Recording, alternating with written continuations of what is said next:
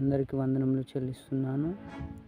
ఈరోజు దేవుని వాగ్దానము ఆదికాండము 1వ అధ్యాయం 1వ వచనం చదువుకుందాం.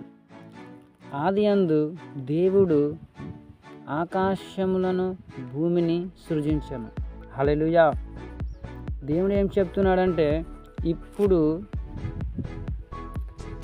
దేవుడు భూమిని ఆకాశమును సృజింపకముందే నేను ముందుగానే ఉన్నాను. హల్లెలూయా. నీ జీవితంలోనికి ఏ విజయం రావాలా, నీ జీవితంలోనికి ఎవరిని తీసుకురావాలా, నీకు వివాహం ఎవరిని చేయాలా, ఇటువంటివి ఆయన యొక్క సంకల్పము ముందుగానే నీ కోసము సృజించి ఉన్నాడంట. హల్లెలూయా. మనం ఏం చేస్తామంటే, నాకు వాళ్ళు కావాలి వీళ్ళు కావాలని ప్రాధేయపడుతుంటాం. కానీ దేవుడు ఏమంటున్నాడు, ఆయన సంకల్పము చొప్పున జరిగించడానికి సిద్ధంగా ఉన్నాడని చెప్తున్నాడు.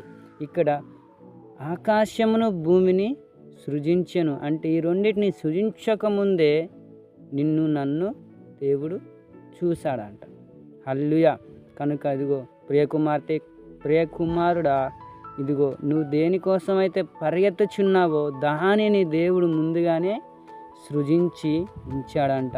నీకు మేలుకరమైన వాటిని ఇవ్వడానికి, నీకు మేలుకరమైనటువంటి వాటిని దేవుడు చేయడానికి, నిన్ను సంతోషపరచడానికి, నిన్ను ఆనందపరచడానికి ఆయన సిద్ధంగా ఉన్నాడు. కనుక ప్రియ కుమారుడా, నీ జీవితంలో ఈ వాక్యం నెరవేర్చబడునుగాక. హల్లెలూయా. కనుక ప్రార్థన చేసుకుందాం.